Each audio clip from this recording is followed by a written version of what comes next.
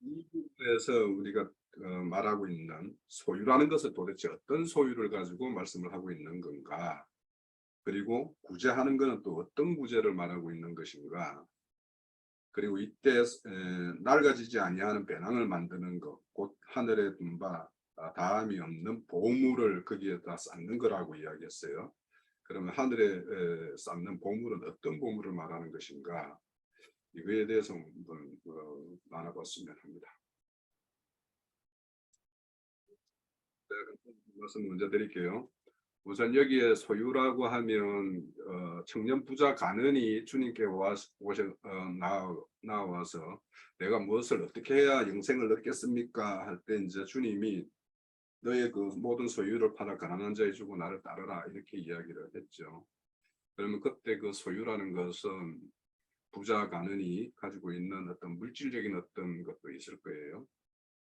그렇지만 이제 우리가 마태복음 25장이나 이런 데 보면 달란트 비유 같은 거 있죠. 그래서 주님이 뭔가 먼 나라로 갈 때 뭔가를 맡겨두고 그걸로 이렇게 장사해서 장사를 시키는 어떤 그런 이야기를 우리가 알고 있습니다. 그러면 이런 물질적인 것 외에도 각 주님의 제자라고 하는 청지기에게 맡겨놓은 것들이 있겠죠. 그래서 이런 것들을 가지고 장사하는 것, 이것도 저는 이제 여기에서 보면은 주님이 맡겨놓은 소유라고 생각이 돼요. 그래서 이 소유라는 범위를 각자에 따라서는 내 자신을 포함해서 나의 어떤 물질적인 소유, 또 말씀에 대한 어떤 장비된 어떤 것들, 이런 모든 것이 이제 여기 소유라고 이렇게 포함하는 사람도 있을 것이고, 또 여기에는 소유는 그냥 영적인 것, 그냥 말씀적인 거 이런 걸로 국한해서 이제 말씀하는 분도 있을 수 있고 뭐 그럴 것 같아요. 그래서 그 소유는 각자의 어떤 인식에 따라서 좀 차이가 있을 것 같은데 저는 우리 자신부터 모든 것들이 이제 하나님께서 받은 것이니까 다 이런 소유에 포함된다라고 보고 그것을 들여서 이제 구제한다라면 물질적인 구제와 영적인 구제 이런 것들이 다 이렇게 구제에 포함될 수 있는 것이 아닌가 이런 생각을 하고요. 또 하늘에 쌓는 보물이라고 하면 이제 하늘에 쌓는 거는 땅에 있는 것과는 전혀 다른 거겠죠. 그렇다면 거기에는 거룩한 그리스도에 속한 모든 것들 그런 것들일 것인데 그렇다면 여기에는 아마 새 생명으로 거듭난 그 영혼들에 관한 그런 것들이 이제 하늘에 쌓는 보물일 거예요. 그 보물이 있을 것 같고 또 계시록에 보면 그 백보자 심판 때 이렇게 보면 생명책 외에 다른 책이 이렇게 있다라고 이렇게 기록을 하고 있어요. 그래서 흔히 그거를 이제 행위책이라고 이야기를 해요. 그래서 그 행위책에는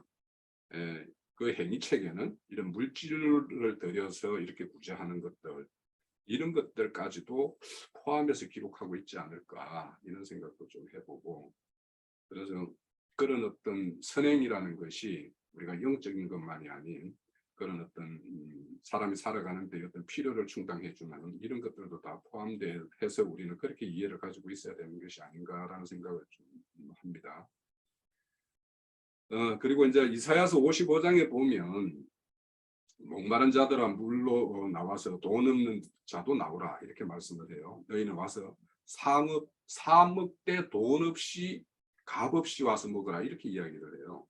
그러니까 사 먹는데 돈 없이 값 없이 먹으라는 게 이게 이제 우리 세상적인 언어로 보면은 앞뒤가 안 맞는 말이죠. 그러면 이런 앞뒤가 안 맞는 말이 어떻게 성립이 되는 건가?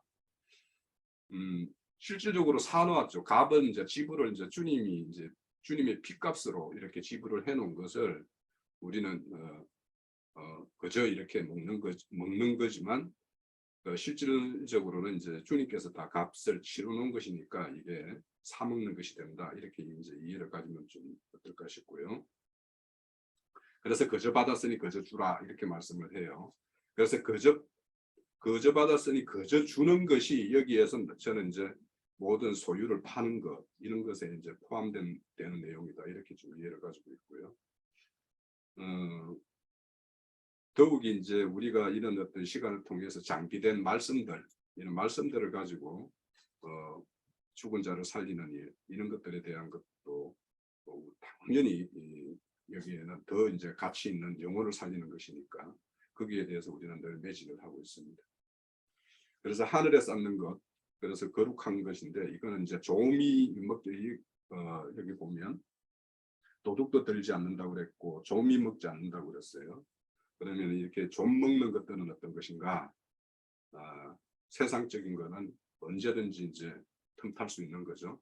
그래서 땅에 있는 동안의 모든 일들은 이런 동록이나 조미나 이런 것들이 먹을 수 있는 것이니까 우리가 경계를 해야 될 것이고, 우리가 이렇게 하나님께 드렸던 거, 거룩한 것들로 올려드렸던 거, 이런 것들은 하늘은 이런 이런 조미나 이런 걸로 이렇게 손상 입을 수 없는 것이니까 거기에 대해서는 우리가 한량 없이 이렇게 쌓아도 하나님이 거기에 대해서 보응을 해주실 것이다, 이렇게 이제 이해를 가지고 있어요.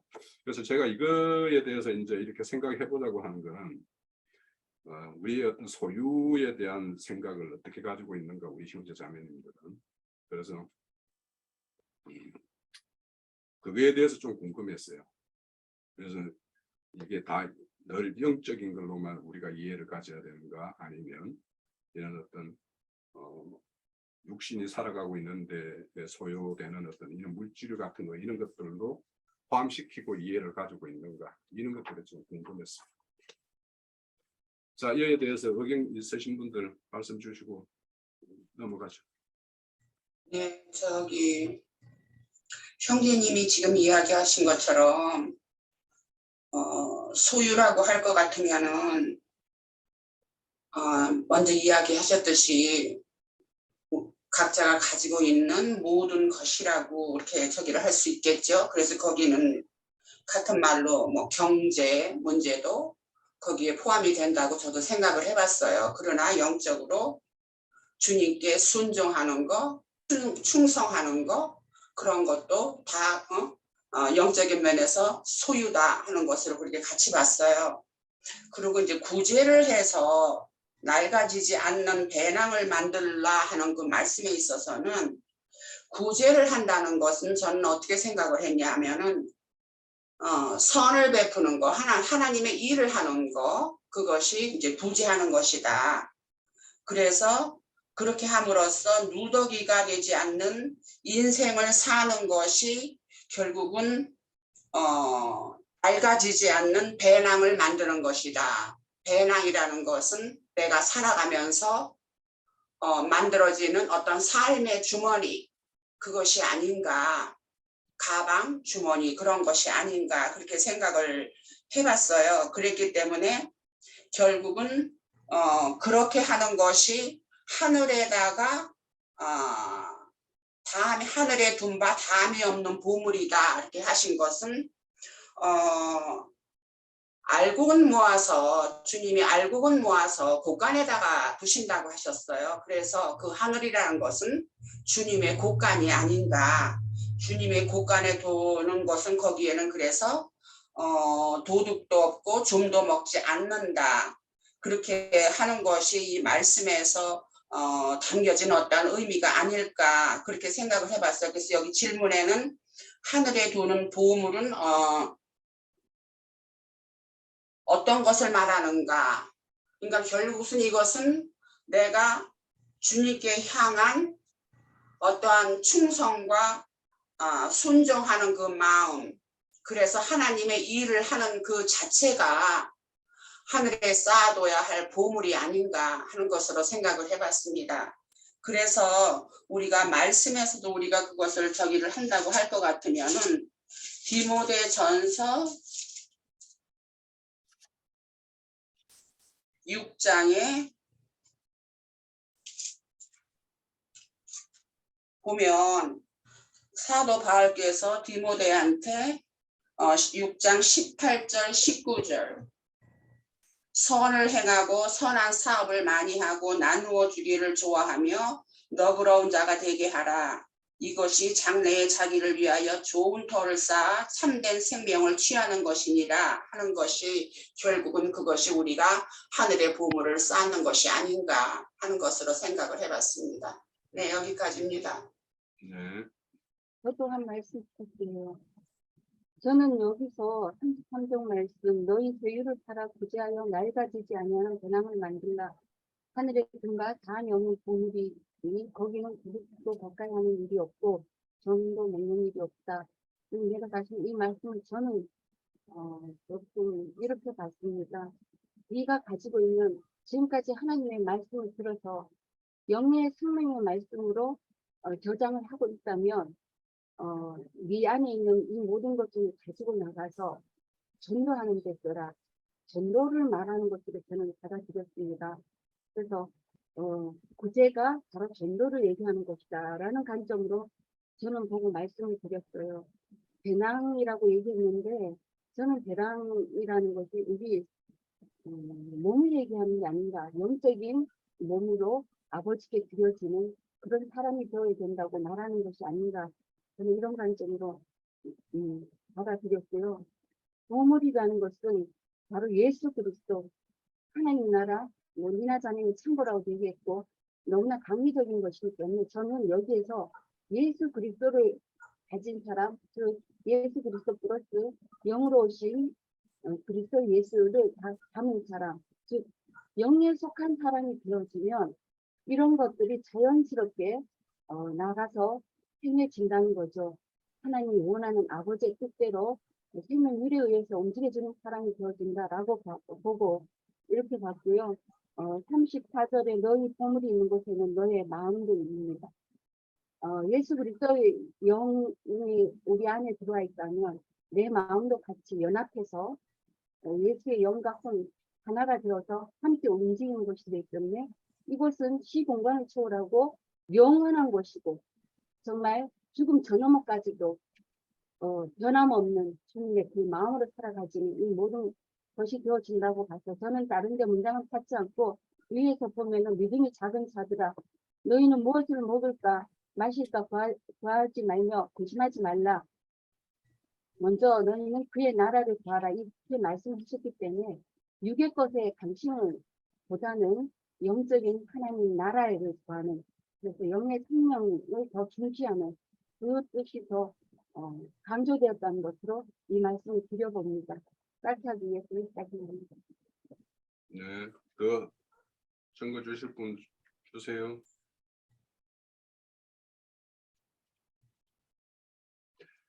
저도 여기에 이제 내가 왜 이것을 이제 여쭤봤냐 하면 그 배낭을 만들라 여기에 제 성경에는 보면 말씀 주문이 이렇게 표기가 되어 있어요. 형제님 그래서- 목소리가 작아요. 그래요? 네. 잠깐만요. 아이고 진정해 주시지. 아니야, 항상 목소리가 작더라고요. 그래요? 네. 여기 제가 말씀 드릴 때도 너무 작아요. 지금 이거 제가 이거 다시 키우기가 좀 그런데 일단 여기 보면 배낭을 만들라 여기에다가 말씀 주문이 이렇게 표현이 돼 가지고 이게 그렇게 이렇게 그런 어떤 영적으로만 국한해서 말을 하는 것이 맞나라는 생각이 늘 이제 좀 생각이 들어서 또 그리고 여기에 보아도 제가 이게 우리 성경책 그 약자 중에 서자로 표현해 두는 게 이게 뭐죠? 에스라서 아닌가요? 에스라서에 보면은 믿는 성도를 보물이다 이렇게 뭐 내가 메모를 해놨어요. 그래서 이 보물이라는 거는 천국 하늘에 쌓아두는 보물이라면 뭐 믿음과 관련되고 뭐 이런 것은 맞을 것 같은데 그 이런 믿는 보물을 만드는 과정에 소요되는 거는 말씀 이전에도 말씀으로만 되는 것이 아니라 말씀 이전에도 어떤 그런 필요를 이렇게 충당시키는 거 이런 것까지도 포함이 될 텐데 이런 거에 대해서는 우리가 좀 등한시하는 게 아닌가 싶은 생각이 늘 들어서 한번 여쭤봤던 거예요. 여기 복음서에 제가 잠깐만 볼게요. 자기 소유를 팔아 구제하면 나가지지 않는 배낭을 만들라. 그런데 여기 복음서에서 누가복음 19장이요.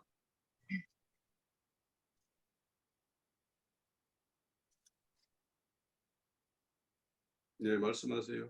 그냥 삭개오라 이름하는 자가 있으니 세리장이요 또한 부자라.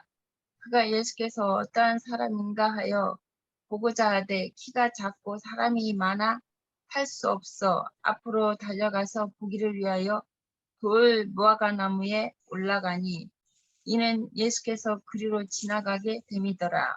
예수께서 그곳에 이르사 쳐다보시고 이르시되 삭개오야 속히 내려오라.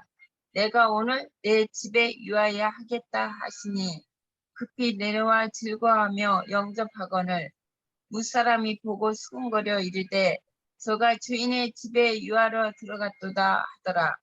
삭개오가 서서 주께 여짜오되 주여 보옵소서 내 수입의 절반을 가난한 자들에게 주겠사오며 만일 누구의 것을 속여 빼앗은 일이 있으면 내가 갑절을 갖겠나이다.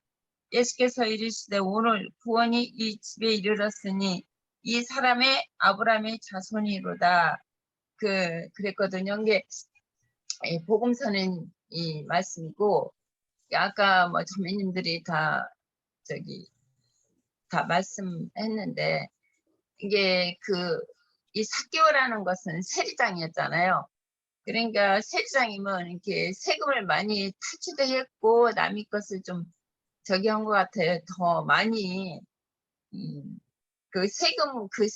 세금보다 더 많이 받은 것 같아요.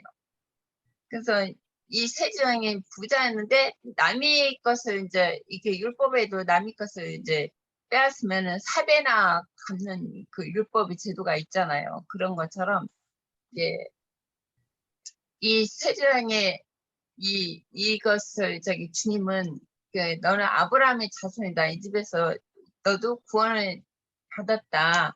너도 아브라함의 자손이다. 주님이 말씀하신 것처럼 우리가 믿음을 따라 행할 때는 이 믿음에 자기 마음뿐만 아니라 이런 모든 물질적인 것도 같이 이 믿음에 포함된다고 생각해요.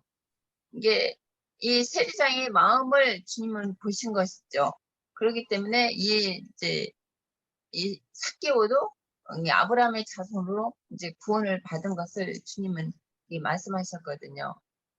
믿음을 쫓아 행할 때는 그 물질적인 모든 것들이 다 이렇게 포함된다고 생각해요. 네. 자, 넘어갈게요.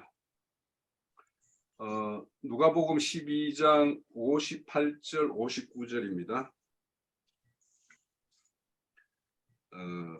내가 너를 고발하는 자와 함께 법관으로 갈 때에 길에서 하해하기를 힘써라. 그가 너를 재판장에 끌고 가 재판장이 너를 옥졸에 넘겨주어 옥졸에게 옥에 가둘까 염려하라. 내게 이르노니 한 푼이라도 남김없이 갚지 아니하고는 결코 거기서 나오지 못하리라는 이 말씀이 있죠. 여기에서 너를 고발하는 자는 어떤 자를 두고 이렇게 말을 하는 것인가. 그리고 이 고발하는 어떤 법관이라고 여기는 되어 있죠. 이 법관은 또 누구가 법관이 되는 것인가. 또 그 길에서 하해한다라는 것은 무엇을 어떻게 해야 하는 것이 진정한 하해를 이루는 것인가. 그리고 또 여기에 한 푼이라도 남김없이 갚지 아니하고는 결코 거기서 나오지 못하리라고 이야기를 해요. 그러면 뭔가 갚아야 될 것이 무엇인가 이런 거에 대해서 한번 좀 나눠봅시다. 자, 말씀 주시죠. 저는 이제 마태복음에는 이제 5장에 나와요. 그러면 산상수훈에서 이제 주님이 제자들을 이제 훈육할 때 나오는 주제죠. 그러면 이런 말씀을 주는 거는 청자는 누구냐면 주님의 제자예요. 그거는 오늘날 우리에게도 매 마찬가지 우리에게 주는 말씀이 되겠죠. 그럼 우리를 고발하는 자가 있다라는 거예요. 그럼 그 고발하는 자가 누굴까? 자, 그러면 주님의 제자를 고발한다라면 주님과 이 반대편에 있는 자가 이제 고발자가 되겠죠. 그러면 그 당시로 따지고 보면 유대교에 있는 그런 자들이 아마 주님의 제자들의 반대편에서 주님의 제자와 주님과 주님의 제자들을 이렇게 고발하겠죠. 그러면 여기에서 법관에게 간다라고 할 때는 이 법관은 그 당시에는 아마 대제사장이나 또 주님이 이제 실질적으로 재판을 받았던 로마 그 황제의 어떤 그런 로마법에 의해서 이렇게 재판을 받게 되겠죠. 그러면 이것이 오늘날 우리에게 적용한다라면 이제 우리에게는 전혀 다른 재판관이 있겠죠. 그러면 그런 재판관을 또 생각을 해봐야 될 것 같고, 그리고 이제 길에 가다가 이렇게 하해해야 되는데, 결국에는 그 당시에 재판관은 아마 율법사일 거예요. 뭔가 이제 분쟁이 일어나면 이게 그들은 이제 율법사에 가가지고 이거 율법을 어떻게 해석하고 어떻게 적용해야 됩니까? 이런 식으로 이제 하겠죠. 그러면 이제 그들은 그들의 어떤 기준에 따라서 이렇게 재판을 할 거예요. 그러면 오늘날 같으면 이제 우리하고 뭔가 다른 어떤 교리에 붙잡혀 있는 사람들은 우리의 어떤 증거를 듣고는 자신들이 다니는 어떤 교회의 목사님한테 가가지고 이 말이 이런 말을 들었는데 이 말이 맞습니까? 어쩌습니까? 이렇게 물어보겠죠. 그러면은 그들이 묻는 어떤 목사가 이제 재판관으로서 이제 판단을 내릴 것 같아요. 답이 없어서. 자, 그러면 이제 실질적으로 그 길 가는 중에 하해를 한다라고 하면 그 사람과 나를 고발하는 자와 나의 생각과 어떤 차이를 서로 이렇게 접점을 이루어야지만이 이제 하해가 되겠죠. 그렇다면 결국에는 그 하해를 한다라는 것은 우리가 가진 말씀을 증거해서 그 사람이 오해하고 있는 거나 이런 것들을 풀어서 그 사람이 이해시키는 것이 결국에는 이제 하해를 시키는 것이 될 것 같아요. 그런데 이제 우리가 이제 이렇게 우리의 입장에서 그들의 이제 그 시대 때 이제 그들의 입장이 있고 고발하는 자의 입장이 있고 고발당하는 자의 입장이 있을 것 같아요. 그러면 이제 우리의 모든 일의 재판장은 이제 주님이 이제 최종적으로 재판장이 될 것 같고, 그러면 이제 우리로서는 뭐냐? 잘못된 교리에 심취되어 있는 그 자들을 하나님과 하해시키는 것이 이제 우리의 이제 업무예요.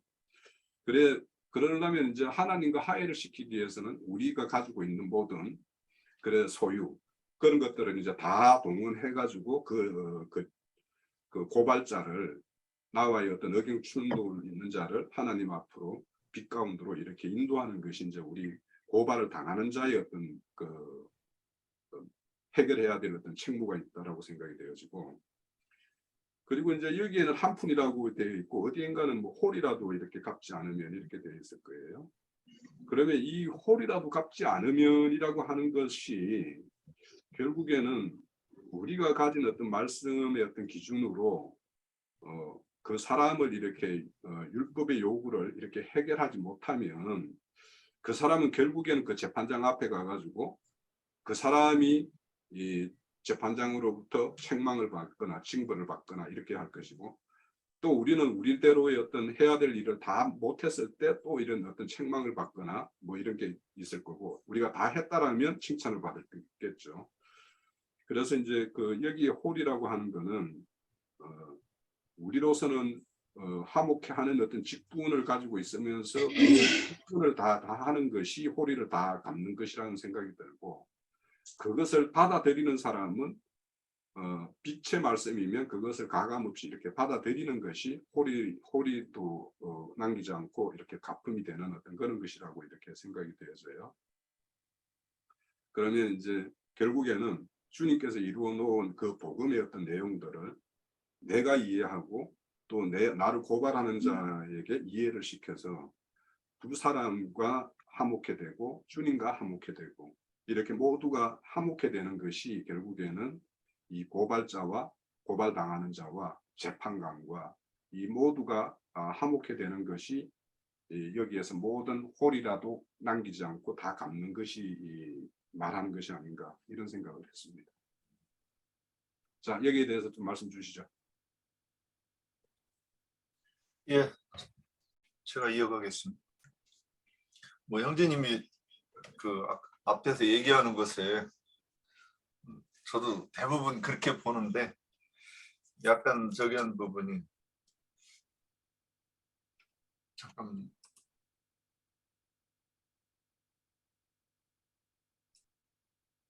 예, 소리가 울려서요. 여기서 길을 갈 때 그랬으면 두 사람이 이제 길을 가는 거예요. 근데 이 이야기는 어디부터 시작되느냐면 이게 그 20,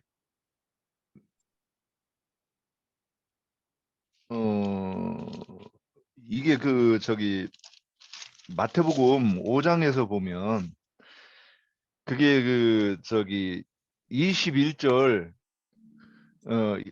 그 살인에 대해서 얘기하는 것에 쭉 이어지는 얘기라고 저는 알고 있어요. 그러면 여기 그 살인하는 내용이 뭐냐면 형제에게 너하고 라가라고 하고 어리석다고 하는 것에 대해서부터 이제 시작하는 거예요.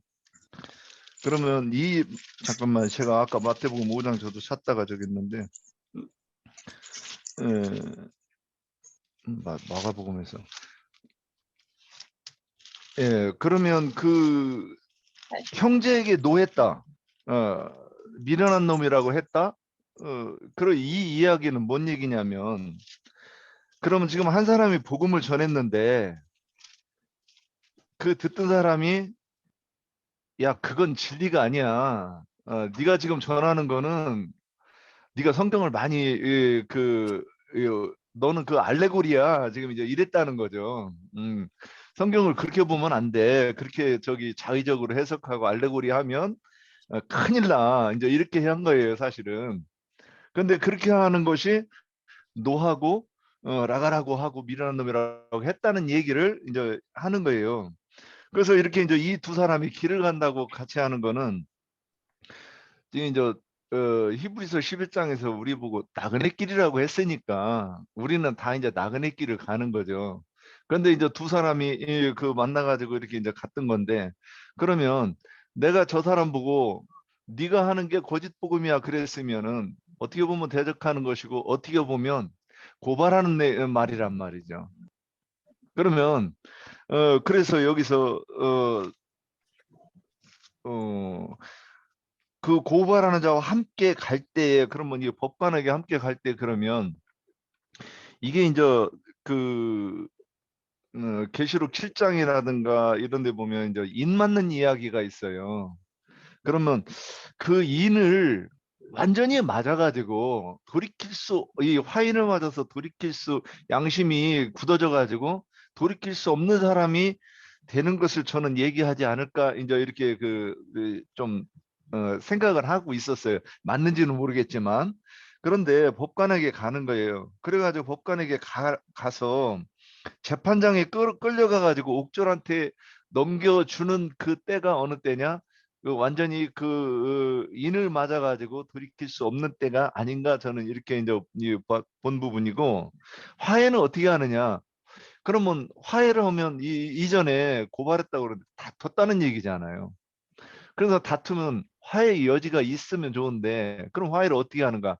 서로 주장이 달라서 이 다투는 것이고 또는 그래서 이 그 바벨론에서 이 그 구음이 하나였는데 언어를 혼잡하게 했다 그랬는데 주장하는 말이 다르니까 지금 그거를 가지고 다퉜다고 하고 그러니까는 서로 하는 말이 다른 거죠. 성경을 똑같이 보는데도 한쪽은 문자로 보고 한쪽은 알레고리로 보고 그랬을 때 합의하려면 어떻게 해야 돼요?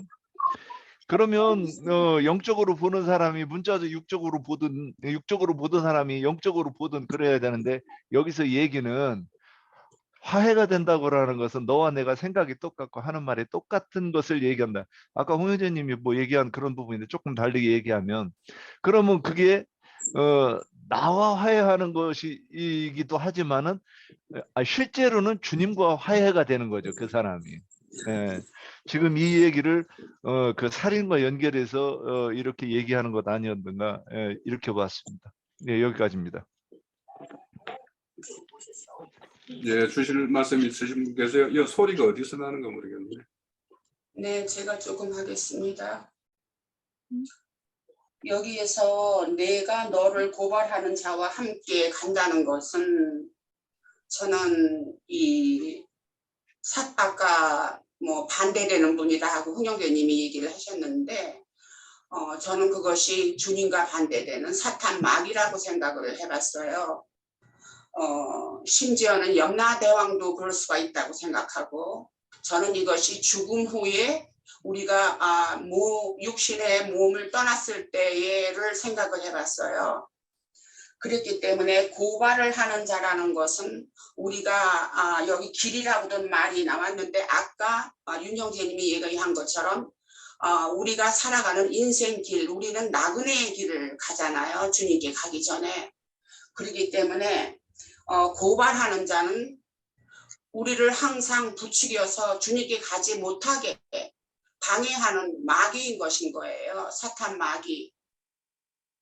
그렇기 때문에 그자가 항상 우리가 주님 앞에 충성하지 못하고 주님의 일을 할 수 없게 하는, 말하자면 세상의 영이 그런 것이지요. 그랬는데 같이 이제 우리가 인생길을 살면서 항상 유혹이라는 것이 있는 거예요. 그래서 같이 가는 저기에서 법관에게 갈 때에 했는데 저는 이 법관을 갖다가 그리스도 심판대로 생각을 했어요. 그래서 그리스도 심판대에 가는 거죠. 우리가 몸을 벗어나면은. 그러면은 길에서 화해를 하기를 힘쓰라 하는 것은 결국은 우리의 그 마귀의 유혹을 우리가 뿌리치고 순종하는 삶으로 가는 것이 결국 우리 인생에서 화해하는 삶이 아닐까 하는 것으로 생각을 해봤고, 그래서 우리가 그리스도 심판대에 갈 것 같으면 거기는 재판장이 당연히 있죠. 주님이지요. 그리스도. 주님께서 우리를 저기를 할 텐데, 그런데 거기에서 우리가 어떠한 인생길을 살아왔나 하는 데 있어서 어떻게 주님과 화해를 하는가 하는 데 있어서 옥졸에게도 갈 수가 있는 거죠. 옥졸이라는 것은 결국 마귀의 수하를 우리가 생각을 할 수 있겠죠. 그러면 그것은 어디냐? 실제적으로 음부에서 고통받는 곳이라고 할 수 있죠. 그래서 거기를 들어갈 것 같으면은 한 푼도 남기지 않고 갚지 않고는 나올 수가 없다. 그렇게 말씀을 하세요. 그러면은 고통을 받고 거기서 있는 그곳에서 있는가 하면은 또 선한 사람, 하나님 주님을 잘 믿고 순종한 사람은 또 그 안식을 하는 평강의 안식을 누리는 곳도 또 있어요. 그러나 그런 사람은 첫째 부활에 참여하는 그러한 또 영광을 또 받을 수도 있는 길이 있고요. 그렇기 때문에 여기에서 옥졸에게 넘겨주어서 그 한 푼이라도 다 갚아야 하는 사람은 그러면은 고통받는 데에서 1000년이라는 기간을 거기에서 더 잠을 자야 되는, 부활하지 못하고 잠을 자야 되는 그러한 사람들이 아닌가. 그리고 거기에서 나중에 또 다시 기회가 있는 거는 천년왕국 시대가 끝나고 다시 부활이 있을 때에 두 번째 부활이 있을 때에 거기에 참여할 수 있는 것이 그런 기회가 있는 것이 아닌가 하는 그것을 다 한 푼이라도 다 갚고 다시 그곳에서 나와야 된다 하는 그런 의미에서 이것이 결국은 어떤 경륜적으로 우리가 몸을 벗었을 때에 통과해야 될 어떠한 저기가 아닌가 하는 그것으로 생각을 해봤습니다. 네, 여기까지입니다. 제가 좀 할게요. 네. 제가 예, 여기 마태복음에 보면은 그 말씀이 다 한 우려를 다 갚지 않으면 다 남김없이 다 갚으라고 했거든요. 이게 여기 저기 마태복음에서 18장에서는 18장 21절에 그때 베드로가 나와 이르되 주여 형제가 내게 죄를 범하면 몇 번이나 용서하여 주리까 7번 하오리까. 예수께서 이르시되 내게 이루는 7번뿐 아니라 70번씩 70번씩 7번이라도 할지니라. 그러므로 천국은 그 종들과 결산하려 하던 어떤 인구가 같으니 결산할 때에 10,000달란트 빚진 자가 있는데 그 이제 갚을 수 없으니 주님이 다 탕감해 줬거든요. 탕감해 줬는데 이 또 100데나리온을 빚진 자가 있어요. 이제 10,000달러 빚진 자를 주님이 다 탕감을 해줬는데 빚을 탕감해 줬는데 그 100데나리온이 그 10,000달러 빚진 사람한테 빚을 졌는데 자기는 주님 앞에 그 주인한테 탕감을 받았는데 자기한테 100데나리온을 빚진 자를 이렇게 갚으라고 목을 졸랐거든요. 그런데 그 주님이 이제 그 사람이 이제 그 동료들이 그것을 보고 몹시 딱하여 주인에게 가서 그 일을 다 알리니 주인이 그랬어요. 주인이 노하여 그 빚을 다 갚도록 복도들에게 넘기니라. 너희가 각각 그 마음으로 형제를 용서하지 아니하면 나의 하늘의 아버지께서 너희에게 이와 같이 하시리라. 이게 그 여기 참 베드로가 이 형제에 대해서 이제 말했을 때 그 교회 생활을 통해서 형제가 이제 자기한테 그 어떤 잘못을 교회 생활을 통해서 잘못을 이제 했을 때 여기 용서를 몇 번이나 해주니까 그게 70번씩 7번이라도 해주라고 했거든요. 그러니까 이 말씀에 여기에 한 푼이라도 남김없이 다 갚지 않으면 천국에 들어갈 수 없다. 그런 것처럼 이게 그 교회 생활 통해서 어떤 지체들 간에 그런 것이 없잖아요. 있잖아요. 이게 하늘에 땅에서 매이면 하늘에서 매이고 땅에서 풀면 하늘에서 풀리라. 그런 말씀도 있듯이 교회 생활 통해서 어떤 지체와 지체 관계가 그렇게 안 좋아요. 그러면 어떤 지체가 잘못을 했으면은 그 지체가 그 이제 용서를 빌어야 되는데 용서를 끝까지 빌지 않으면 지체 그거를 받은 상처를 받은 지체가 용서를 안 해주잖아요. 아니 그거 잘못했다고 용서를 빌어야 그거를 용서를 해주는 것이지 빌지 않고 끝까지 이제 교회 생활 끝까지 가요. 그러면은 이게 갚지 않는다고 보거든요. 네. 예. 자, 이거 내용을 이제 제가 전체적으로 이제 줄거리를 보니까요. 그 위에 보면 시대를 분간하지 못하는 자가 있고요. 여기에 고발하는 자는 주님 앞으로 끌고 가는 우리 제자들이 오히려 고발자예요. 여기에서 보니까 오히려 시대 분간을 못해서 유대교에 잡혀가지고 스스로 뭔가 자기 의로서 이렇게 행하겠다라고 하는 사람은 절대 갚을 수 없어요. 그러니까 홀이라도 남김없이 갚는 방법은 복음을 믿어서 주님이 모든 것을 탕감한 그것을 믿음으로만이 갚을 수 있는 것인데 너희들 이 시대를 분간하지 못하는 자들 이렇게 돼 있거든요. 이 내용이 보니까 금방 보니까 그러니까 여기에서는 유대교에 잡혀가지고 여전히 모세 율법을 행하는 자들아 제자들이 너희들에게 복음을 전거했는데 너희들이 지금 믿지 않고 그것을 받아들이지 않으므로 재판장이신 주님 앞에 갔을 때까지 너희가 이것을 믿어서 하해를 이루지 못하면 호리를 갚을 수도 오히려 한 홀이라도 남기지 않으면이 아니라 여기는 그 사람들은 한 홀이도 갚을 수 없는 것이 이제 그 자들의 형편인 거죠. 그래서 한 홀이도 남김없이 갚는 방법은 이 주님이 이루어 놓은 복음을 믿는 것밖에는 없다라고 하는 것을 강조하는 어떤 내용의 흐름이네요. 금방 읽어보니까 우리가 그렇게 이해를 하면 될 것 같습니다. 금방 우리 형제 자매님들이 주신 거는 또 그대로 우리가 유용한 것이고요. 자, 넘어갈게요. 13장 24절 우리 이거 너무도 이제 많이 들었고 아는 이렇게 본 말씀인데 자 좁은 문으로 들어가기를 힘쓰라 내가 너희에게 이르노니 들어가기를 구하여도 못하는 자가 많으리라 이 말씀이에요. 그러면 여기에서 말하는 좁은 거는 무엇이고 그러면 여기에 반대되는 넓은 길은 무엇인가?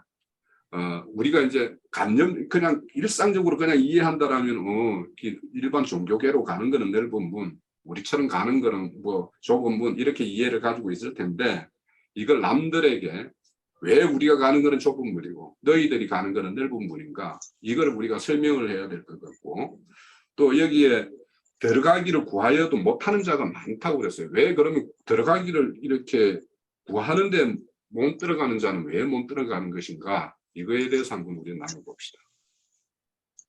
그 마태복음 7장 14절에 보면 생명으로 인도하는 문은 좁고 길이 협착하여 찾는 자가 적음이라 이렇게 돼 있어요.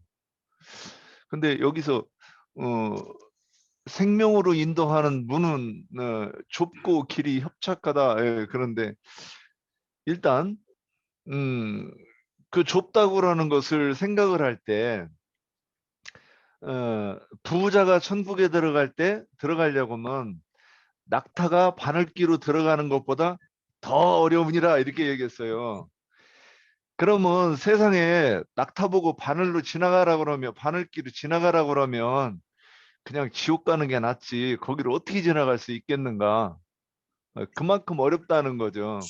그럼에도 불구하고 거기를 통과하겠다고 소망하고 그리고 추구하는 이가 있다는 거라는 얘기 아닐까. 그리고 그 문을 통과하려면 그렇게 어려운데, 그러면 그 문이 왜 어려우냐는 거죠. 그러면 찾는 사람이 많은 것은 대부분 그것이 진리라고 생각하고 옳다고 생각하기 때문에 그럴 것이고, 찾는 사람이 적다고 하는 얘기는 그 좁은 문이 생명의 문으로 보이는 것이 그만큼 그렇게 보기도 어렵고 보이기도 어렵다는 이 얘기를 저는 하는 것 아닐까 하고 이렇게 이제 생각했던 적이 있어요. 오늘 이 말씀하면서 처음 이렇게 이제 표현해 보는데 그런 의미에서 그래서 찾는 사람이 적기 때문에 그래서 좁은 문이다. 통과하기 어려운 문이어서. 예, 여기까지입니다. 기준이 무엇이냐고 물었기 때문에 여기에서 좁은 문과 넓은 문을 나누는 그 기준이 무엇인가, 그렇게 질문이 그렇게 돼 있잖아요. 그래서 저는 그것이 진실되게 주님께 허물과 죄로부터 회개하고 돌이키는 것에 대한 어떠한 결과라고 생각을 해요. 왜냐하면은 얼마만큼 주님께 진실되게 회개를 했고 돌이켰냐, 그것이 좁은 문으로 갈 수 있는 것과 넓은 문으로 가는 것을 좌우하지 않을까 하는 그것으로 생각을 해봤어요. 그리고 좁은 문으로 돌아가는 것을 가는 구체적인 모습을 제시한다면 하는 것은 우선은 우리가 세상에서 분별돼야 되겠죠. 세상에서 분별되어져서 교회 생활을 하는 것이 우선은 우리가 해야 될 일이라고 생각이 되고, 그러면 교회 생활을 하면서 우리가 어저께도 우리가 월요일이었구나, 저기를 했듯이 말씀의 장비가 돼야 되는 일이 참으로 중요하다. 말씀을 묵상하는 일이라든가, 그리고 그러면 말씀이 이해가 되고 깨달아지고 했으면 말씀이 육신이 되는 과정도 거쳐서 실제로 우리가 완전히 주님 편에 서는 그러한 자로 연습되는 자가 돼야 되지 않는가 하는 그쪽으로 생각을 해봤습니다. 그래서 우리가 자신을 부인하지 못하고 할 것 같으면은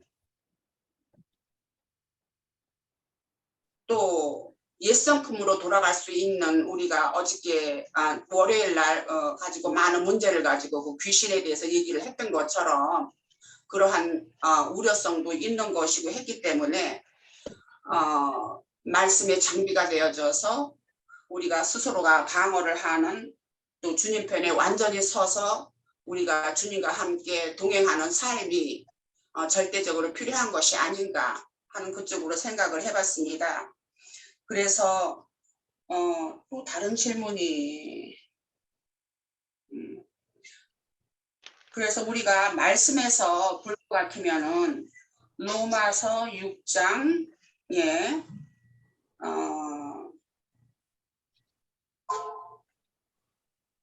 한 6절에 보면 우리가 알거니와 우리의 옛사람이 예수와 함께 십자가에 못 박힌 것은 죄의 몸이 죽여 다시는 우리가 죄에서 종노를 하지 아니함이려니와 함이니 이는 죽은 자가 죄에서 벗어나 의롭다 하심을 얻었으니라.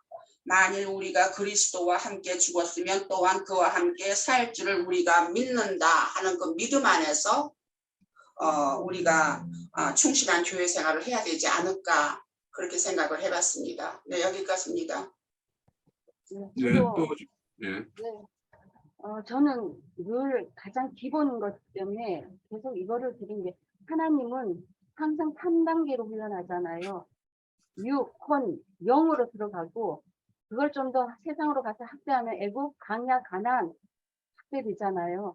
그것을 또 적용하면 가난한 교회가 될 것이고 참교회, 강야 요즘 많은 기독교가 되는 것이고 애국은 그야말로 세상을 말하는 풀이잖아요. 이 단계 가정을 단계 윗단계로 말씀이 들어와서 나를 이끌어 가다 보면 애국은 많은 사람들이 정말 많은 사람들이 있잖아요. 입에 속한 사람들이. 그러나 또 혼적인 신앙으로 나아가면 또 숫자들이 줄어요. 그리고 영적인 신앙으로 들어가면은 지극히 적은 숫자죠. 구하라 찾으라 두드리란 얘기가 그 밑에 나오는 뭐 가장 좋은 것을 주지 않겠느냐 하는 말씀이 나오는데 성령을 받으려면 이 단계 저번에도 얘기했지만 유대교회에서 나와서 요한의 제자가 되고 요한의 제자에서 나와서 주님의 제자가 되어야만 참 성령을 받는 이 단계를 이 세 가지 단계를 거쳐 영의 생명이 자라서 이 단계에 들어갔을 때 정말 참 성령을 받는 것이지 물론 중간 과정에서 해결하는 것도 해야 되고 많은 과정을 거쳐서 나가는 거지만 그래서 반드시 이 육혼영이라는 것과 애국 강약 가난이라는 것과 그 다음에 유대교와 광야의 그 요한의 그 말씀을 듣는 단계와 그 다음에 예수께로 가서 듣는 단계가 다 틀리잖아요. 이 과정을 겪어서 올라가면 당연히 성령 받는 사람은 즉 다른 말로 하면 계시 받는 자들이기 때문에 숫자가 지극히 적을 수밖에 없잖아요. 그래서 계속 앞에서도 믿음이 작은 자들하고부터 시작해갖고 이 얘기를 굉장히 강조하는 것은 다른 말로 너희들 참 하나님의 제자가 되었을 때 그 계시의 말을 듣고 그런 자들은 지극히 작다. 이 말씀을 요한계시록까지 이끌어져 가는 말이기 때문에 가장 기본적인 이 부분을 알아야만 모든 것들이 해결되는 네. 가 된다라고 생각이기 때문에 말씀드립니다. 네. 자, 우선 그 좁다라는 걸 좀 헬라에 찾아보면 뭐 우리가 좁다라는 거는 이제 그 말 그 자체로 폭이 좁고 얕고 뭐 이런 것이 있는데 그 단어에 뒤에 의외의 단어가 하나 들어있어요. 가난함 이런 뜻이 있어요. 그러니까 금방 윤영재님이 말씀하신 대로 부자가 가는 것과 가난한 자가 갈 수 있는 건데 좁은 자는 이제 가난한 자. 그래서 우리 그 마태복음 보면은 심령이 가난한 자는 천국이 저희될 것이며 뭐 이렇게 말하는 것처럼 가난한 자가 갈 수 있다라는 거고 또 이 그 구하여도 들어가지 못하는 자가 많으리라 할 때 구한다라는 말을 이렇게 찾아보면 이제 이게 제 태호인데 찾다 구하다 이런 뜻도 있지만 그 말 속에는 보면은 지식을 탐구한다 이런 뜻이 있어요. 그래서 구하여도 들어가기를 구하여도 한데 구하는 방법이 주님의 어떤 인도를 구하는 것이 아니라 스스로 지식적인 어떤 탐구를 통해서 들어가고자 하는 자들이 있다면 그들은 들어가지 못할 것이다 이런 말을 하는 것 같아요. 그래서 그런 어떤 단어적인 것을 먼저 말씀을 드리고 여기에 이제 기준이 무엇으로 삼으면 좋을까라고 하는 거는 이제 저는 생각을 해볼 때 주님이 제자들에게 나를 따르려거든 하면서 이제 주신 말씀이 있어요. 너를 부인하고 너의 십자가를 지고 따르라 그랬어요. 그러면 좁은 문은 자기를 부인을 하고 십자가를 지는 자만이 갈 수 있는 것이 아닌가. 그리고 이거는 문이 좁다고 그랬어요. 그러면 길이 협소하고 좁아요. 그러면은 뭔가 긁어적거리는 것들을 정리하지 않으면 이 길을 갈 수가 없어요. 그래서 이제 우리 말씀 중에 너의 가족과 친지와 전토와 뭐 모든 것을 다 버리고 나를 따라야 된다 이렇게 말을 해요. 그러면 여기에는 좁은 문이니까 자기가 이 길을 가는데 걸거적거리는 것들을 일단 정리를 해야지만 갈 수 있는 것이 이 좁은 길이다라는 것이 그게 이제 자기 부인하고도 이제 연관이 되겠죠. 그리고 뭐 여기 당연히 이제 좁은 문이라는 거는 이제 주님이 가신 그 문이고 또 주님 스스로가 이제 나는 양의 문이라고 이야기했으니까 그러니까 양과 같이 어떤 주인의 어떤 인도에 따라서 들어가는 것이지 지 스스로 찾아갈 수 있는 것이 아니기 때문에 아까 들어가기를 구하여도 이거와 이제 관련이 있다고 생각이 들어요. 스스로 이제 들어가려고 하는 것이 아니라 주인의 인도에 따라서 그냥 순종하면서 이렇게 가는 것이기 때문에 그런 이런 말씀이 연계되어서 이렇게 있다라고 생각이 들고 그래서 여기에 이제 결국에는 자기 부인이라는 거는 이제 청년 부자가 결국에는 주님이 내가 어찌하여 영생을 얻습니까 할 때 주님이 너의 모든 소유를 팔아 이렇게 이야기한 것처럼 네가 네 스스로 소유라고 생각하고 있는 것들 그것들을 어떻게 정리하고 하는 거 이거와 이 좁은 문은 가는 거는 아주 밀접하다는 생각이 들어요. 그리고 이제 금방 우리 형제 자매님들이 주신 말씀대로 이거는 스스로 이제 개척해서 가는 것이 아니라 주인이 인도하고 주인이 알려준 어떤 계시의 말씀을 가지고 그냥 이렇게 나아가는 것이다. 그래서 여기에 좁은 문으로 들어간 구체적인 모습을 제시한다라면 여기에는 앞서 말씀드린 대로 자신들이 이 땅에서의 어떤 그 힘이고 이 땅의 어떤 그런 자랑이 되는 것들 이런 것들을 어떻게 정리하고 그것들을 떨치고 간소한 몸으로 이렇게 갈 수 있는 건가 그거와 이렇게 매우 밀접한 관련이 있다 이런 생각을 했습니다. 자 윤영재님. 예, 거기서 좁은 문에 대해서 딱 집어서 얘기를 안 한 것 같아가지고 좁은 문이 뭔가 그러면 여기 그 밑에 그 26절 25절에 보면 그거 말씀하시고 집주인이 일어나 문을 한번 닫아놔 그랬는데 그 문을 닫은 이가 누구냐면 주님이에요. 그러면 이 좁은 문이 저기 뭐냐면 예수님의 심령 안으로 들어가는 그러니까 주님의 마음의 문이라고 이렇게 봐야 맞지 않을까. 근데 우리가 주님 안으로 들어가는데 그 아까 저기 뭐 구하여도 그랬는데 그 구하는 게 두 가지로 구할 수 있죠. 그래서 아까 저는 이 저기 그 좁은 문으로 들어가는 걸 소망한다 그러는데 여기 두 사람이 구하는데 한 사람은 진리를 이 부자 청년이 팔아야 될 그 재물이 무엇이겠는가? 그 저기 그 계시록 3장에 나오는 라오디게아 교인들처럼 나는 부유하다 하는데 주님이 볼 때는 부유하지 않은 것이 이게 무엇이겠는가? 그 가져야 되는 그러니까 구해서 소유해야 되는 게 아까 이제 첫 번째 문제로 가겠네요. 구해서 내가 구해서 내가 소유해야 되는 그 보물 그 보따리를 배낭을 만들으라고 그랬는데 그 배낭 속에 풍성하게 들어있을 것이 무엇인가? 진리겠죠. 그래서 영과 생명의 말씀이 내가 풍부성하게 돼 있을 때 그 이 좁은 문으로 들어가는 것이고 그러니까 이 보따리가 풍성하면 풍성할수록 그 좁은 문으로 들어간다고는 이 말도 안 되는 말이 성립될 것 같아요. 그런데 어떤 사람은 다른 방법으로 들어가려고 한다는 거예요.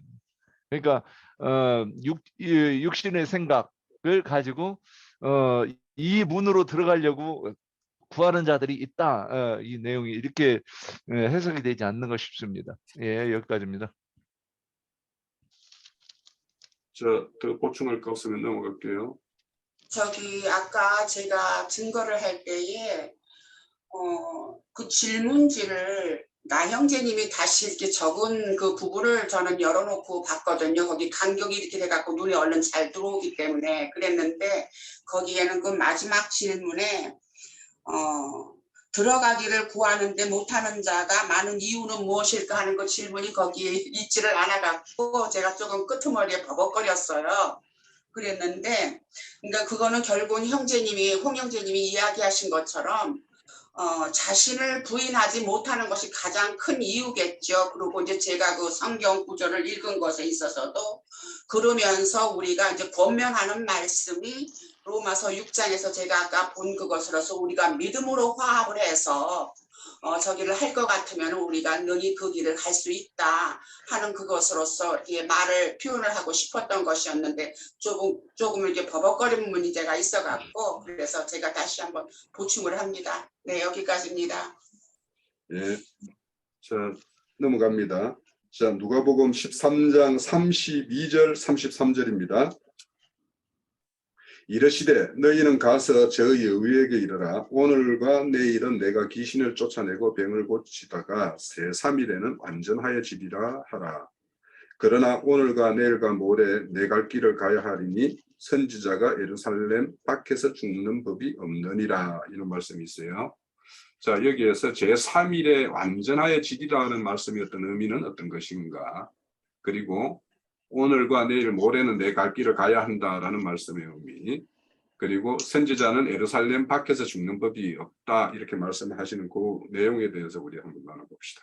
예. 우선은 이 말씀을 우리가 이해를 하려면은 각각 여기에서 주님께서 말씀하신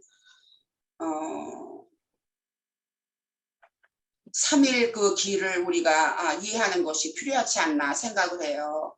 그래서 오늘과 내일과 모레라고 할 것 같으면 이것은 예비일과 안식일과 안식 후 첫날이죠.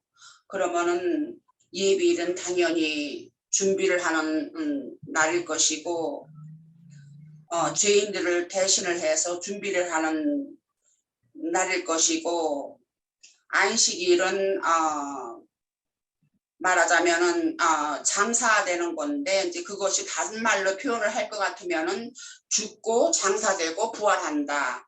예비일과 안식일과 안식 후 첫날은 죽고 장사되고 부활하는 것인데 그러면은 죽는다는 것은 마귀에게서 분별되는 일이다. 왜냐하면 여기서 주님께서 귀신을 쫓아내며 병을 고치다가 그렇게 표현을 하셨어요. 그러면은 귀신을 쫓아낸다는 것은 지는 것이 이기는 것이다 하는 것처럼 마귀에 속한 것에 대해서 죽는 것이지요. 그랬기 때문에 주님께서는 죄인들을 우리를 대신을 해서 마귀에서 분별되는 일, 곧 그것이 쫓아내는 일이고 또 죽는 일이다. 저는 그렇게 생각을 해봤어요. 그리고 두 번째 안식일이라는 것은 장사되는 것이지요. 그러면 장사되는 것은 그 마귀의 성분을 완전히 매장시키는 것이지요. 매장시켜서 완전히 소멸시켜버리는 그러한 일이라 생각이 되어지고 그 다음에 안식 후 첫날이라 하는 것은 이제 부활하시는 날인데 그거는 이기시는 영으로 다시 살아나신 게 그것이 안식 후 첫날이다. 그렇게 우리가 이해를 하면 될 것 같아요.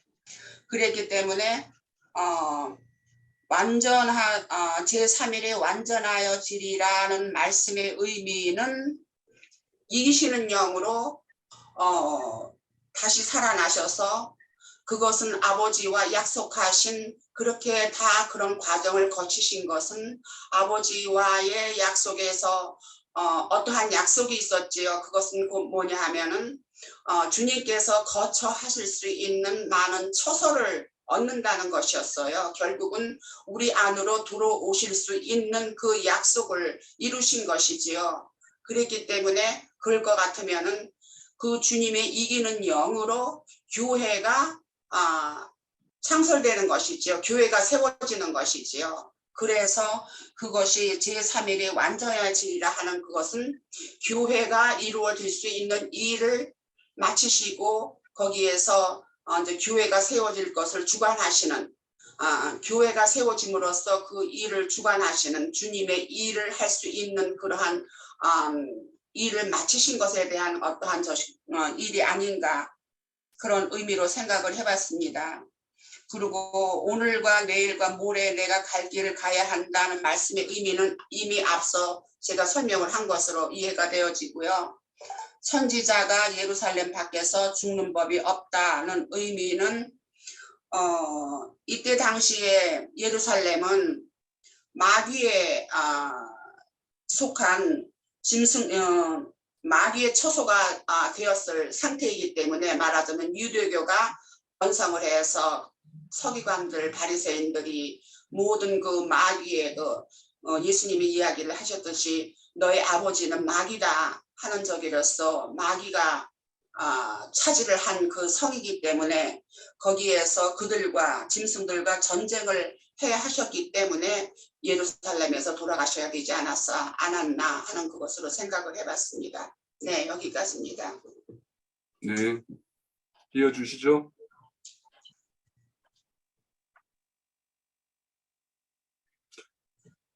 그러면 성경 한 군데만 좀 찾아봅시다. 요한복음 10장입니다. 10장 163페이지인데요.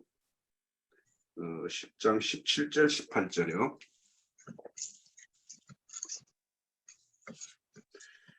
제가 읽어드릴게요.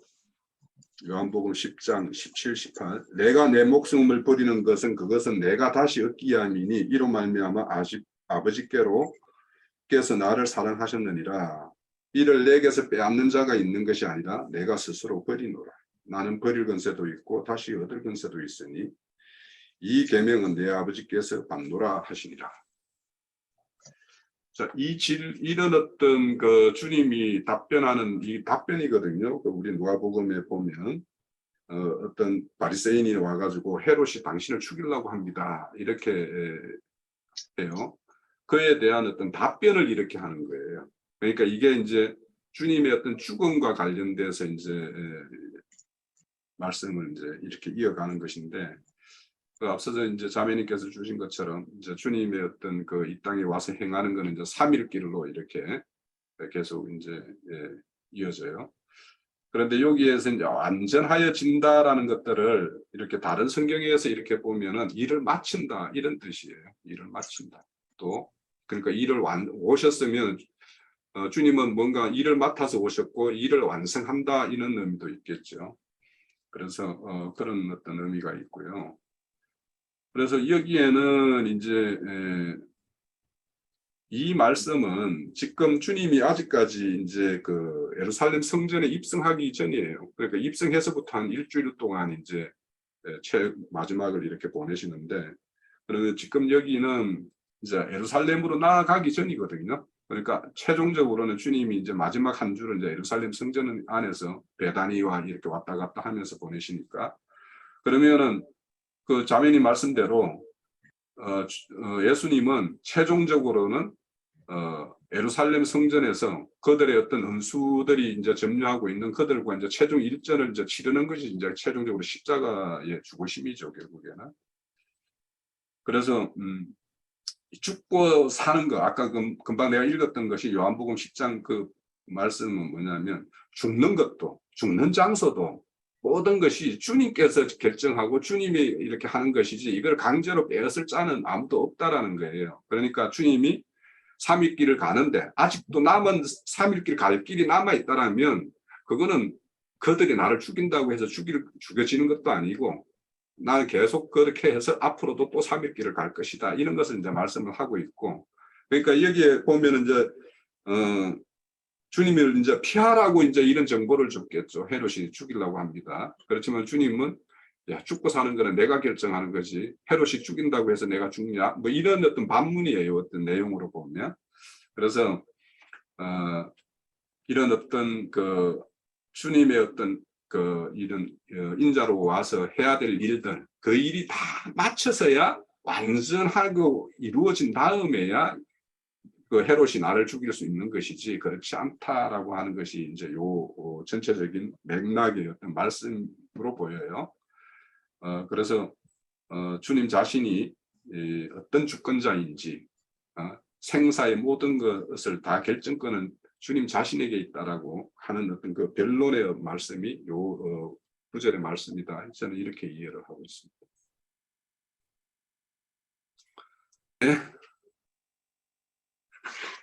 그 제3일의 완전하여 이르리라. 3일까지 가는 데는 이제 그 오늘과 내일이 먼저 있는데 오늘과 내일은 주님이 일하시는 기간이라고. 지금 전화하시면 안 됩니다. 잠시 후에 하겠습니다. 예.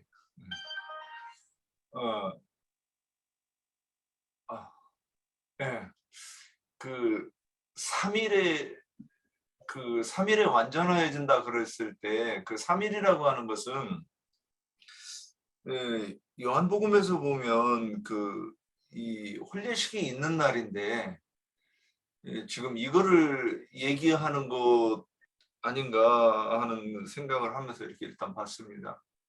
그래서 오늘과 내일은 주님이 일하시는 날이고 그 일의 끝날에는 이제 그 혼례식이 일어나는 날이라고 이렇게 보았고요. 그 다음에 선지자가 예루살렘 밖에서 죽는 법이 없다고 하는 의미는 예수님이 죽으셔야 되는 곳이 어디인가, 거기는 예루살렘이어야 돼요. 그런데 그 계시록 11장 8절에 보면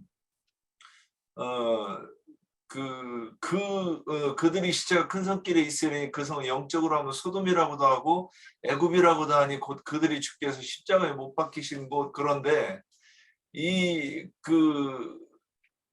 지금 예루살렘과 소돔과 애굽을 항상 핍박받는 장소라고 이렇게 얘기하는 것 같아요. 저는 이 부분하고 연결해서 왜 예루살렘이라고 하는가 그러면 말이 저기 꼬이네. 선지자들은 그 예수님을 표상적으로 이렇게 상징하는 그 시대에 그 상징하는 사람들이기 때문에 그들이 죽을 때는 반드시 그 예루살렘에서 죽어야 되는 것 아닌가. 저 이 부분 생각 안 해보고 있다가 이렇게 급히 생각하다가 보니까 이런 뜻 아닐까 하고 이렇게 봤습니다. 네, 여기까지입니다. 네, 더 보충하실 분 안 계시나요? 네, 예루살렘이라는 거는 예루살렘에서 죽어야지 예루살렘 밖에서는 죽는 법이 없다. 선지자가 그런 것처럼. 예루살렘에서는 그 애국과 소돔은 소돔이라는 건 믿는 자들을 말하는 거고 애국은 세상을 말하는 거잖아요. 빌라도는 세상 사람들이고 서기관 대제사장들은 소돔 사람들이에요. 그렇기 때문에 세상과 종교가 합심해서 예수를 죽이는 거죠. 이게 예루살렘에서 죽으셔야 되는 거죠. 그것도 하나님의 경륜에 속한 것이니까. 네. 마태복음 16장 21절에 보면 주님이 이제 그렇게 말씀도 하셨어요. 16장 21절에 보면 이때로부터 예수 그리스도께서 자기에게 예루살렘에 올라가 장로들과 대제사장들과 서기관들에게 많은 고난을 받고 죽음을 당하며 제3일에 살아나야 할 것은 제자들에게 비로소 나타내시니라. 이렇게 말씀도 일단 제자들에게도 그렇게 고지를 했었고, 금방 이제 자매님이 말씀하신 대로 계시록 11장 8절에 보면 그들의 시체가 큰 성에 있는데 그 성은 영적으로 하면 소돔이라고도 하고 애굽이라고도 하고 이렇게 말씀을 해요. 그러면은 예수님 당시에는 그 큰 성이라는 것은 예루살렘 성전이 맞는 거고, 이 시대에는 우리가 이제 뭐라고 하냐 바벨론 성이라고 그러죠. 그 성은 이제 기독교 전체 체계를 이제 이야기하는 거니까 거기에서 마지막 선지자로서의 모든 그 맡은 복음을 다 증거하고 돌아가시는 것이 맞으니까 예루살렘 성전에서 돌아가시는 게 맞겠죠. 그 정도로 이해하고 가겠습니다. 자, 마지막입니다. 14장 12절에서 14절입니다. 누가복음 14장 12절에서 14절에 보면 또 자기를 청한 자에게 이르시되 네가 전심이나 전역인을 베풀거든 벗이나 형제나 친척이나 부한 이웃을 청하지 말라. 두렵건대 그 사람들이 너를 도로 청하여 내게 갚음이 될까 하노라. 잔치를 베풀려거든 차라리 가난한 자를 자들과 몸 불편한 자들과 저는 자들과 맹인을 청하라. 그리하면 그들은 갚음이 없으므로 내가 복이 되리니 이는 의인의 부활 시에 내게 갚음이 받겠음이라 하시더라. 요 말씀은 요 누가복음에만 있는 거죠. 자, 요 말씀의 어떤 이렇게 첨부하신 주님의 어떤 의도가 무엇인지 이렇게 한번 나눠보죠.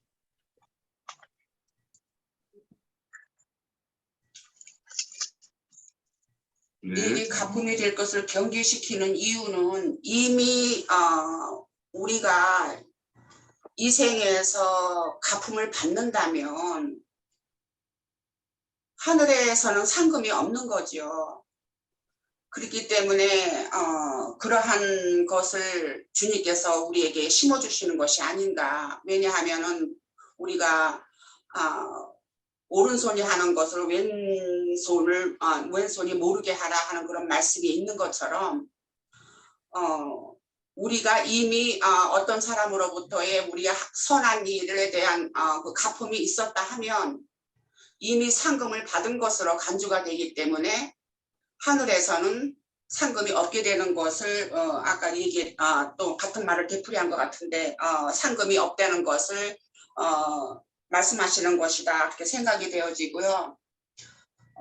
갚을 것이 없는 자를 청하는 일이 복이 되고 의인들이 부활 시에 내게 갚음을 받을 것이라는 의미는 그러니까 이 생에서 갚음을 받지 않아야 죽은 후에는 의인들이 그 부활 때에 그 받지 않은 그 대가로 우리가 주님한테 그 상을 받는 것이고 그것이 결국은 우리가 부활할 수 있는 영원한 생명의 부활로 우리가 들어가는 그 일에 우리가 참여를 할 수 있는 것이다 하는 것으로 그런 의미가 아닐까 그렇게 생각을 해봤어요. 그랬기 때문에 우리가 말씀에서도 보면은 좋은 예가 빌레몬소의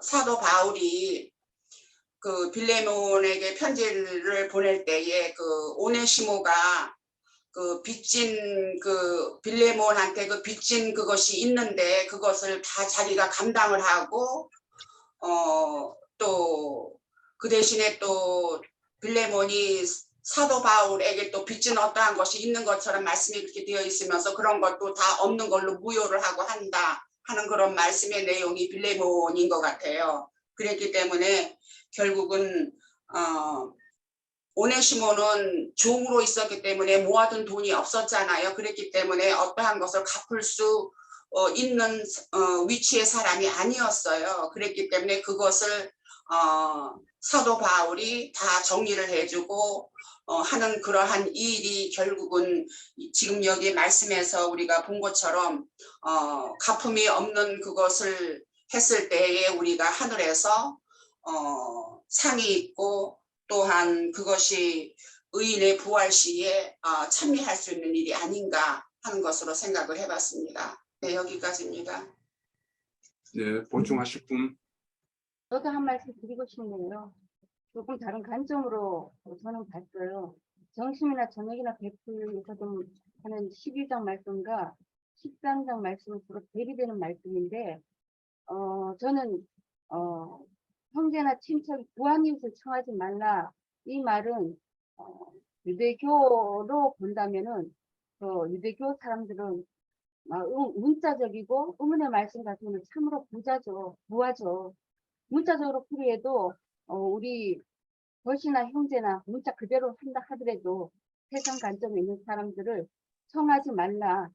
왜 저기는 부하기 때문에 그거 가지고 요리해가지고 영적인 말씀을 듣는 사람을 뒤로도 물러가기도 할 수 있는 그런 입장에 있는 것이기 때문에 너희들은 잔치를 베풀거든 차라리 가난한 자, 이거는 마태복음 5장에 심령이 가난한 자라는 말씀이 생각나고 여기서 말하는 건 하나님의 관점에서 보는 사람들이죠. 몸이 불편한 자들, 저는 자들, 맹인된 자들이라고 얘기했는데 하나님 앞에 정말 하나님 말씀을 사모하는 자들, 다른 말로 좀 보자면 저는 세리창기 죄인의 심령을 가진 그런 사람들하고 초청을 해야 이 다음에 의인이 의인들의 부활 시기에 내게 갚음을 받겠습니다.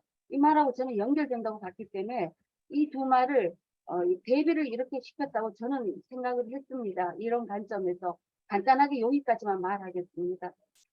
네. 또요. 예. 거기서 그 부자들 그러면 앞에 아이 참 이거 되게 쉽게 써놓으신 것 같아요. 여기는 그 7절부터 이렇게 보면 그 부자 또 이 높은 자, 교만한 자, 거만한 자 이렇게 쭉 나와요.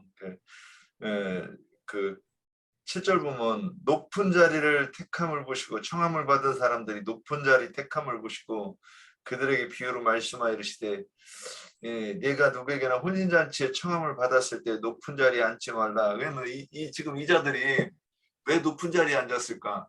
아니 자기들은 그 유력한 자들이고 그 지도자라고 하는 자들일 거란 말이에요. 근데 그들을 갖다가 저기 13절에 12절에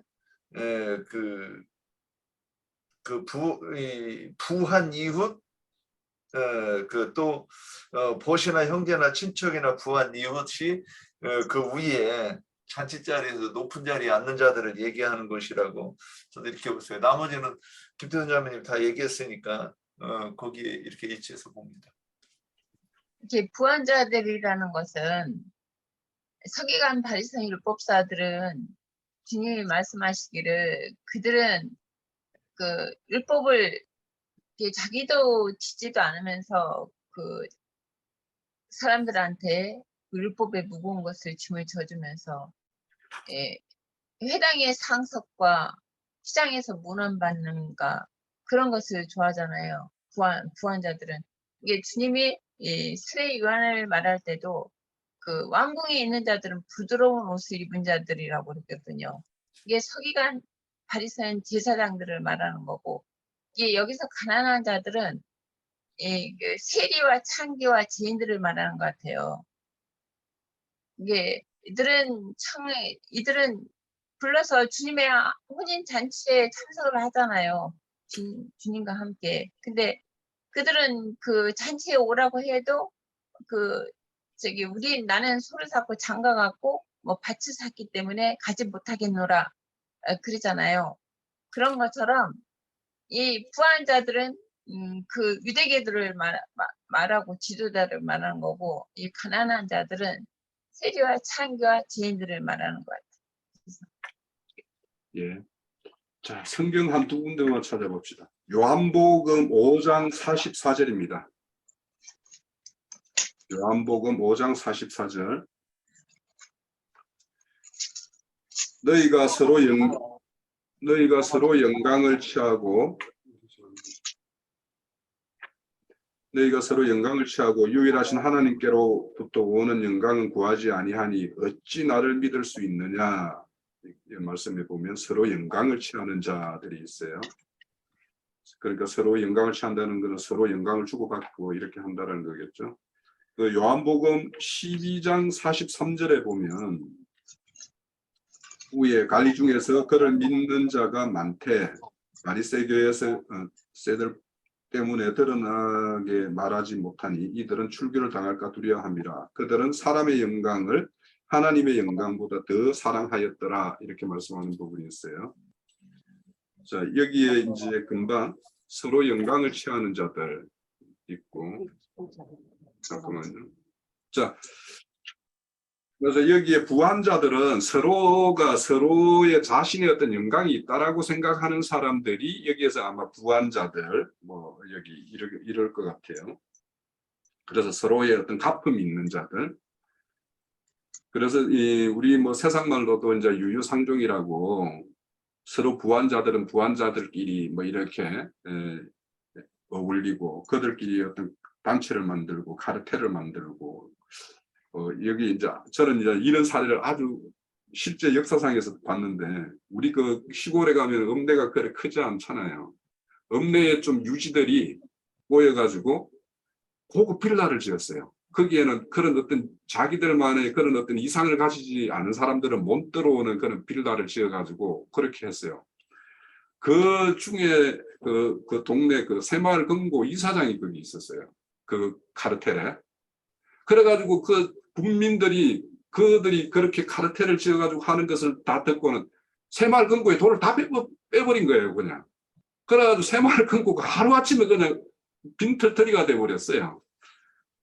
그렇게 이제 그들만의 어떤 카르텔을 이렇게 형성해 있다가 그냥 뭐 쫄딱 망하는 경우가 이제 여기에 이제 바로 금방 우리 요한복음에 보면은 서로 영광을 주고 서로 받는 어떤 그것들과 여기에 서로 갚음이 있을까 하는 자들. 그러니까 그 갚음은 뭐냐면 그렇죠. 당신이 뭐 이렇게 당회장 한 번 했으면은 내년에는 누굽니다. 또 순번 정해가면서 이렇게 당회장도 돌려먹고 하는 이런 것들도 사실은 서로 영광을 취하고 서로 갚음이 되고 이제 이렇게 싹이 되는 거죠. 그런 것이고 이제 여기에 보면 그가 대비되는 대로 보면은 이제 갚음이 없는 자들은 자기 스스로 영광이라고 내세울 것이 없는 자들이에요, 사실은. 그래서 그런 자들이라고 이제 생각이 되어지고, 그러니까 결국에는 서로의 어떤 영광이라고 있는 것 취해서 주고받을 것이 있다라고 하는 사람들은 결국에는 그들은 이제 뭐 결국 교만한 자들이 되겠죠. 그래서 이제 여기에 보면은 부활 때 이러는데 이제 주님의 어떤 심판 때 가면 뭐 이런 말과 매 마찬가지죠. 그때 가면 그들의 어떤 그 갚음이 없는 자들에게 선행으로 그러니까 하는 그 자들에 대해서는 이렇게 의인의 어떤 부활, 생명의 부활, 뭐 요한복음에 보면은 그렇게 되어 있죠. 그런 어떤 부활이 있을 것이고 서로 주고받고 하는 자들은 그 보면은 왜 누가 보면 16장이죠. 거기 보면은 부자와 나사로 보면은 부자는 이제 너는 세상에 살 동안에 이렇게 모든 것을 다 갚음이 있었다라고 이야기하잖아요. 그런 것처럼 이렇게 서로 이렇게 주고받고 하는 것들은 이 땅에 자매님께서 이제 말씀 주신 것들은처럼 이 땅에서 그런 영광을 다 취한 자들을 이렇게 이야기하는 거고. 그런데 이제 주님의 제자를 베푸는 어떤 전신과 저녁에 초청하지만 여기 이어지는데 보면은 이제 큰 잔치를 베풀어서 초청했을 때 우리 애자자매가 말한 대로 보면 뭔가 자기 것이 있고 서로 갚음이 있을 만한 사람들은 여기에 초청 잔치에 하나도 안 와요. 무슨 소유, 나 뭐 해야 되고, 뭐 해야 되고, 뭐 해야 된다라고. 그런데 이제 여기 오는 자들은 할 일이 어째 보면 뭐가 내 소유를 관리해야 돼서 뭔가 뭐 바쁜 시간을 보내야 되는 이런 사람들이 아닌 사람들이에요. 그러니까 그런 사람들만 오는 거예요. 그러면 이거를 우리 오늘 시대에 이제 이야기한다라면 누군가가 이렇게 요즘에 목사들끼리 교회마다 이제 초청을 하죠. 목사들끼리 초청을 해요, 보면. 우리 교회에 그 목사를 초청해서 강대상에 한분 세우면 이 교회 목사님이 그쪽 강대상에 가서 한 분 이렇게 서고. 그러면 그때 가면은 뭐 하느냐. 꼭 부흥사가 하는 것과 똑같아요. 자기 목사가 자기 교회에서 본인이 못하는 말을 초청받은 목사가 이렇게 해요. 그 사람 입을 빌려서 이제 하죠. 어떻게 이 교회는 목사님이 이렇게 한데 그것까지 어떻게 이렇게 성도들이 못 본 채 합니까? 막 이런 식으로 하고. 그러니까 또 이제 그게 하나의 이제 또 이렇게 뭔가 이렇게 대접을 했어요. 그렇게 그 목사를 대접을 했어. 그러면 또 이 목사가 또 초청해가지고 또 자기 아쉬운 이야기를 그 목사 입을 빌려가지고 이렇게 이야기해요. 그러니까 이런 갚음이 결국에는 전심전력 뭐 이런 것들로 이렇게 갚음을 말하는 거 이런 걸로 이제 저는 이렇게 보였어요. 아직 이거 할 때는 그냥 이렇게 문제 내놓고는 이제 정리해 보니까 저는 항상 그렇거든요. 제가 좀 궁금한 걸 내요, 사실은. 그래서 제가 궁금하면 혹 우리 형제 자매님도 좀 궁금하지 않을까 싶어서 이제 그런 생각으로 이제 내는데 그렇게 정리하니까 그 사람들이 하는 짓이 서로 이렇게 아쉬운 거 서로 대신해 주는 거 이런 갚음을 이야기하는갑다. 이런 생각이 들었고 이 가난한 자들 불러가지고 뭐 대신 뭐 좀 해주세요 해분들 그 사람들이 말빨이 안 서잖아요. 그러면 이 사람들은 갚을 수도 없는 사람들이니까. 자, 저는 그렇게 이해를 했습니다. 우리 집회를 너무 잘해서 아주 재미있게 들었고요. 저 마지막에 우리 홍영민님은 나 그런데 안 다녀본 줄 알았는데 어떻게 그런 걸 다 알아? 아니 저도 형제님 만나기 전에 교회 단계를 몇 군데를 거쳐갔는데요. 아, 그랬고. 저는 그 거쳐간 네. 단계마다 딱 그 계단이 잘 맞았던 것 같아요. 제 나름대로는 그렇게 판단을 하고 있습니다. 예배당 목사들은 다 그렇게 해요. 자기 교회 성도들한테 자기가 직설적으로 말하기 난처한 거 있으면은 이렇게 초빙 목사를 해가지고 초빙 목사 입을 통해서 예, 그런 것을 말을 해요. 참 그 사람들 참 술수가 보통이 아니지. 뭐 마지막 말씀은 안식일에 이제 바리새인의 그 지도급에 있는 사람들이 예수님을 초대를 했다는 거예요. 그런데 그 자리에 예수님은 앉을 자리가 없는 거예요. 말석에 그냥 뻥원히 서 있는 거예요. 초대를 괜히 해놓고서 이게 말하자면 뭔가 좀 망신 주기 위해서 또는 저 사람이 무슨 짓하나 어떻게 처신하나 이런 걸 보려고 뭐 그런 의도로 잔치를 벌려놓고 초대를 한 거예요. 무슨 짓을 하나 이런 거 보려고. 그런데 예수님은 그때 뭐 수중병 걸린 사람을 고쳐주잖아요. 상속은 다 그 부자들이 다 차지하고 있고 예수님은 어디 그 말석에도 앉지도 못하고 서 있는 그런 상태죠. 그러면 이제 반대로 세리와 창기와 모든 병든 자들과 죄인들이 잔치를 벌린 베다니의 잔치에서 예수님이 여전히 또 말석에 이렇게 서 있어야 되는 입장이었을까? 한번 생각해 보세요. 잔치라는 것은 지금 부자가 예수님을 초대를 한 거잖아요. 잔치 벌려놓고 나서. 그러니까 그 12절에 그래서 그 말씀을 한 거예요. 네가 잔치를 하려면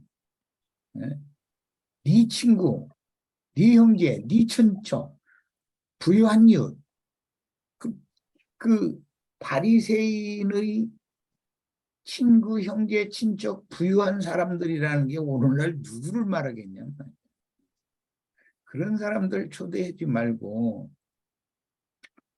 차라리 병든 자, 가난한 자 이런 사람들을 초대하면 그 사람들은 너를 역으로 또 초대를 해가지고 갚을 것이 없기 때문에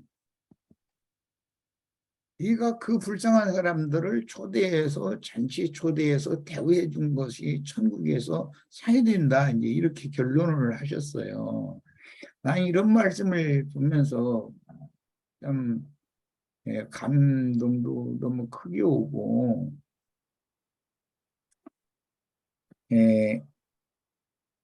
주님이 당연히 상석에 앉으셔야 되는 것이 맞지만 이 사람들은 주님을 상석에 앉힐 사람들이 아니에요. 이제 예를 들어볼게요. 우리가 어떤 세상교회의 그래도 좀 나간다 하는 어떤 목사를 우리 모임에 초대를 했다고 이제 잔치니까 가정해보는 거 이거는 초대를 했어요. 그러면은 그 사람들은 대회로 우리는 불과 몇 명 이렇게 모인 자리에 초대를 할 수밖에 없었는데 그 사람들은 대회로 거기다 대고 뭐 말이게 뭐라는가 연습되어져 가지고 아주 말을 잘하는 사람들이 많거든요. 그들 무리 중에는 거기로 초대를 하는 거예요. 역으로 또 그렇게 할 때 그 사람들이 무리를 또 초대를 하는 경우 그 사람들은 우리가 그들을 초대했을 때 나눴던 말씀에 대해서 동조해주고 같이 협력해주고 그런 의도로 초대를 했을까? 아니면 나름대로의 무언가를 뽐내고 아무것도 아닌 것들 와서 봐라 해가면서 거들먹거리고 우리는 교세가 이렇다 이런 거 자랑하고 또 너희가 이런 우리 초대해 가지고 뭐 이런 말씀 나눠도 내가 생각하기에 우리가 생각하기에는 그 말도 같자는 소리다 해가면서 신학적으로 교리적으로 막 쪽쪽 해가면서 망신 주려고 역으로 초대를 하게 마련일 거단 말이야. 이걸 한번 생각을 해보세요. 그러면 예수님이 날마다 지금 말씀 잔치를 올렸을 때 예수님의 말씀에 대해서 그들이 동조하고 예수님의 일에 동력하고 그런 목적으로 지금 예수를 초대한 게 아니라는 걸 한번 꼭 생각을 해보시기를 바라고, 예수님이 마지막 그 한 주간에 베다니에서는 주님을 위해서 날마다 잔치가 있었다 그랬어요. 그러면 주님이 그 잔치의 주인이고 상석에 앉은 분이거든요. 그런 두 부류의 잔치를 한번 생각해 보고, 우리의 잔치에, 우리의 이제 잔치라는 거 했지만 이건 이제 집회를 말하는 건데, 우리의 잔치에 세속교계의 어떤 사람들을 먼저 초대를 하면 그 사람들이 와주는 것 굉장히 자기네들이 큰 인심 쓰고 와주는 거예요. 그리고는 또 인심에 인심을 더 쓰느라고 우리 잔치에 한번 와봐라 하면은 거기 가면 망신 주려고 초대하는 거예요. 난 그렇게 생각해요. 예, 이런 것을 볼 때 예수님이 이 땅에 오셔서 자기 땅 자기 백성들에게 어떠한 대우를 받으셨는지, 어떤 수모를 다 견뎌야 됐는지, 이런 것을 생각할 때 난 마음에 너무 감동을 많이 받습니다. 예, 마지막 말씀 난 그런 쪽으로 생각해 봤습니다. 예, 마칩니다.